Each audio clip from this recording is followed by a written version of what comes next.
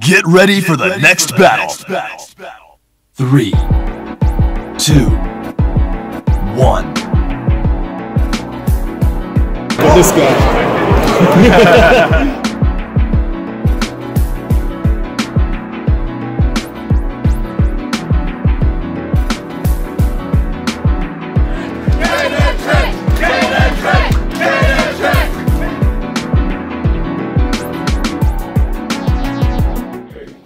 So I live near the Croydon area. Like I live in a little place called Forestdale. It's like pretty far back. It's like when it comes to the London area, I usually, when it comes to the rest of the players, I take like long trips up London. But yeah, I live in a pretty quiet area, so it's pretty nice. Although for online, when I'm playing Tekken online, it's kind of a crap area. But other than that, it's fine. Like a few years later, I did start playing Tekken as well, because my brother, he was a fan of Tekken before, back when he was into a bit of gaming. I remember watching him playing the original tag tournament, and then afterwards he bought Tekken 4, which was how I got into Tekken to begin with. So obviously Tekken 4, known as being the black sheep of the series, like also being the most unique, it's what got me into Tekken, because to me it looks so interesting. Character I picked, like, it was a bit typical, because me being a kid, I was a fan for looking at the cool stuff. So when I saw Yoshimitsu, who I'm known for maining nowadays, his design and the fact he was holding a weapon, he was the only character who actually had a weapon, a sword. I was like, I'm gonna be this guy, because he looked like a crazy guy with a weapon, and I'm like, he must be the best out of all of them. Because I mean, I'm seeing all these characters advertised like Kazuya and all that, and I'm thinking, I like the weirder ones more. And ever since then, like, Yoshi's pretty much been my main boy throughout the Tekken series, and it's not changed once. I mean, I've delved into a few other characters, but my loyalty will always lie with Yoshimitsu.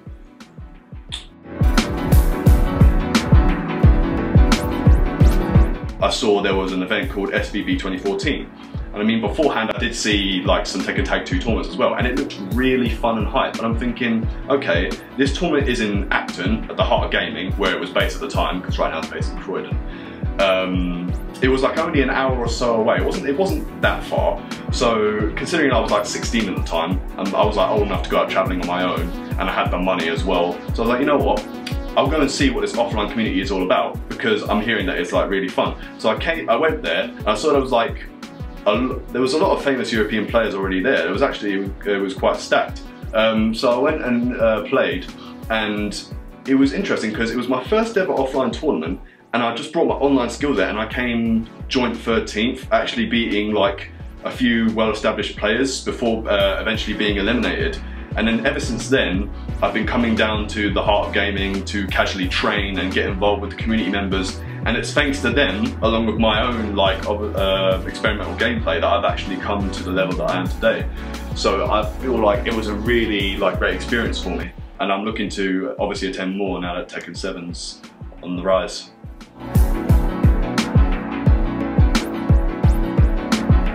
King J.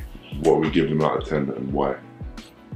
Okay, I mean, I'm not going to be like too disrespectful, because I mean, I do like the guy. He's a nice guy, and I do enjoy playing him online and offline. So if I was to give him a number, I would probably give him a respectful 7, because I mean, he's not bad by any means. He has the skill to do the things. He's placed high before, and I mean, like, we played each other a lot of times. I mean, most of the time, like, no offense to you, King J, but I do come out on top of you like a lot of the time. Me and Rukang, we exchange like a lot of like supporting and happy conversations, but if I'm being honest, like, he hates playing my character, and sometimes he's a stress to play as well. And everybody knows about Rukang. Everybody knows that he's stressful to play against. So if I was to give him a number, I'd probably give him like a 5, like right in the middle, because obviously like he's supportive, but at the same time he likes to troll a lot. Like sometimes it's like, no offense to him, but sometimes it's hard to tell if he's like trying to be funny or if he's being serious. Okay, so if I was to give Starscream a number, I would get like, I mean, I don't really see anyone as perfect. Like, my mindset, no one in the Tekken community is perfect, not even Koreans. So like, if I was to give Starscream a number, I would give him a 9. Okay, for Irish boy fact. Okay, so me and Fergus, we we exchange a bit of banter now and then because obviously lately the UK tour has finished, and of course the grand final was between me and him, and people were like chatting about that. Oh, like this just happened. Like, oh, we still love you, Fergus. Oh, Fergus should have won that. Oh, Kane was going to win that. Blah blah blah. But I mean, me and Fergus, we're good friends. I mean, we always joke about. So I give him like an 8 out of 10 because I give him an 8, not a 9, because his character pees me off. Like I do not like Asuka or. So like, sorry to all the waifu lovers out there, especially you, Ferg, because you know you love Asuka. But other than that, you're a cool guy to play against, and you did bring me to the wire, like in the UK tour, and I'm hoping we can have more matches like that. But of course, tournament coming up tomorrow, so let's not worry about that. Let's worry about taking down the competition first. Asim, I think I would rate him same as Starscream because, again, he's established, he's always supporting, and he's actually like, we've been talking like with Tekken 7 lately because he hasn't had much experience, and like we've seen him be at the top of his game at Tag 2, and lately he's trying to get to the same level he was at Tag 2 with Tekken 7, since the only real access he's had to it was with the UK tour, and even then, like, he even said to me he wasn't really at his best, so I've been helping him out and he's been helping me out at the same time. So I rate him just as much as Starscream, just purely due to the fact he's a nice guy, he's an established player, he's skilled, and that's pretty much what makes him 9 out of 10 in my book, same with Starscream.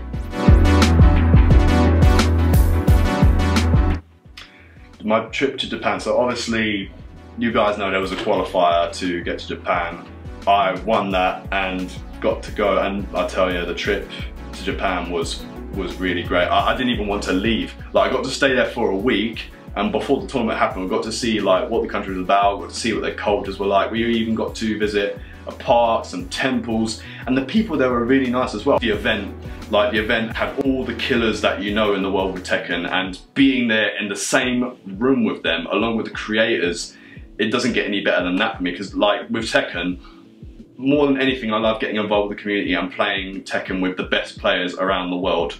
And that was like a dream come true for me. And to be on a stage as big as that, I didn't make it out of pools, but it doesn't change the fact that it was one of the greatest Tekken experiences I've ever had. And I really want to go to Japan again if I ever get the chance. So I just want to say, like, thanks to the Namco guys and Harada for arranging that event, because I couldn't really ask for more. So before I actually went to Japan, I did play a Korean player. It was called Cherry Berry Mango, and he obviously played the game beforehand back when it was vanilla, because he didn't actually play it far. And he lost in the first round, but like afterwards he was coming back. He was eliminating everybody, and he was showing how skillful he was as a Korean.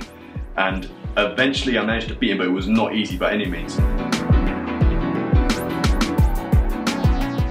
Obviously, I first encountered District G during, I believe it was during the closing party for Tekken Tag 2, when I first properly got established with them, because I knew their history of like being 360 gaming, and I've seen all the stuff they do. It's like the community is a bit of a family, and I kind of like that in Tekken community, because that's what I'm looking for.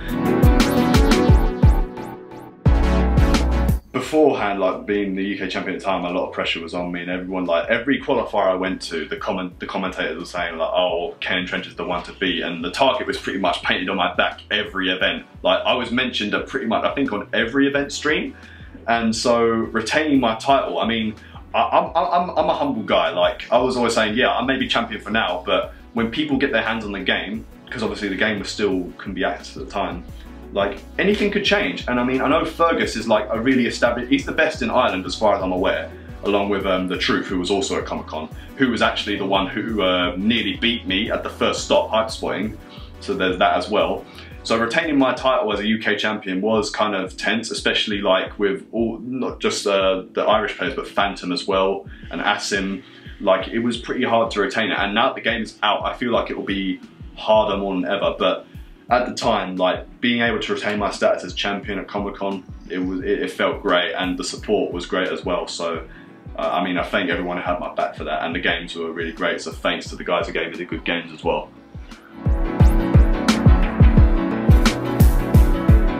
Yeah, and obviously District G are doing the war. Expect me to be there, because why wouldn't I be? I mean, I don't know if you know, but this is my pose, and you know what, I'm ready like to make my name even bigger and maintain my status as UK champion. So any of you that want to get involved in District G War, come down and come at me. Like, I'm ready for you, man.